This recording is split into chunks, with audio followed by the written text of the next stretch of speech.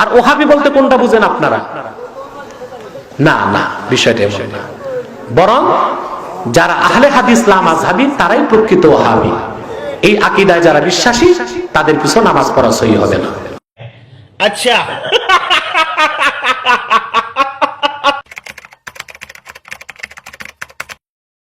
সালামি আলা আহলিল হাদিস।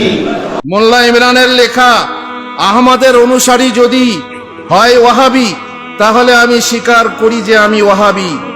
আমাদেরকে অনেক ওয়াহাবি বলে না, হ্যাঁ, নজদি ওয়াহাবি, গায়র মুকাল্লিদ, কাফের, বহু কথা, বহু গালি শুনতে হচ্ছে।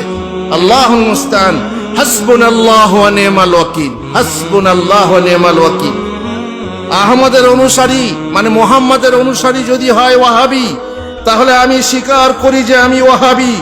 আল্লাহ থেকে শরীক খণ্ডন করি।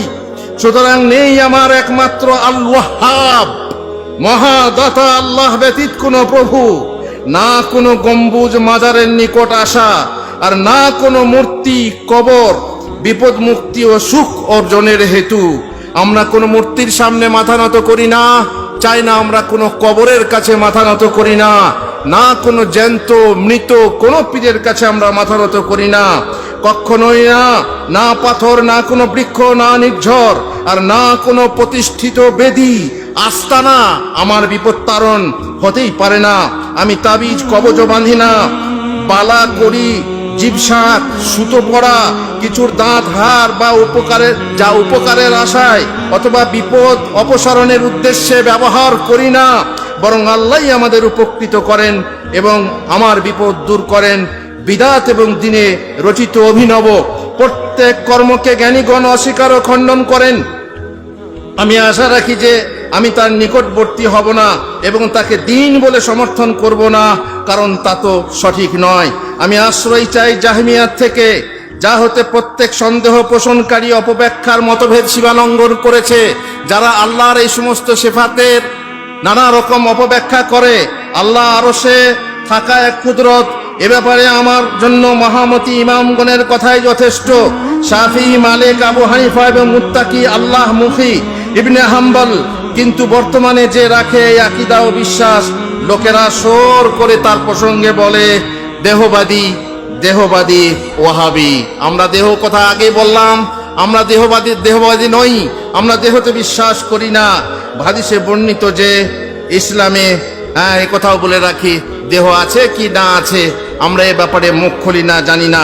হাদিসে বর্ণিত যে ইসলামের অনুসারী মানুষ প্রবাসীর মতো মুষ্টিমেয়, তাই প্রিয়ের উচিত মুষ্টিমেয় প্রীতিভাজনদের জন্য রোদন করা।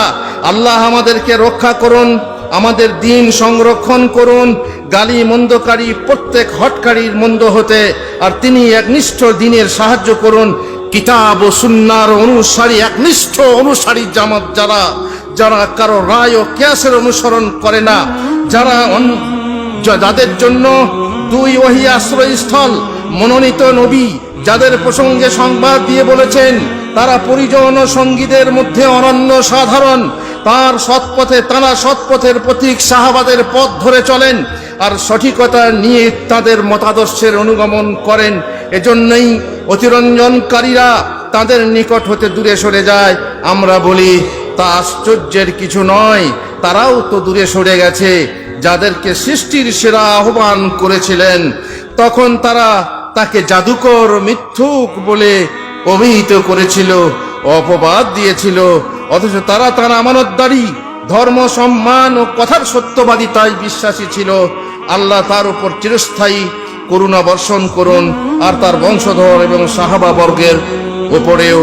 ওয়া সাল্লাল্লাহু আলা নবিয়িনা মুহাম্মদ ওয়া আলা আলিহি ওয়া সাহবিহি আজমাইন।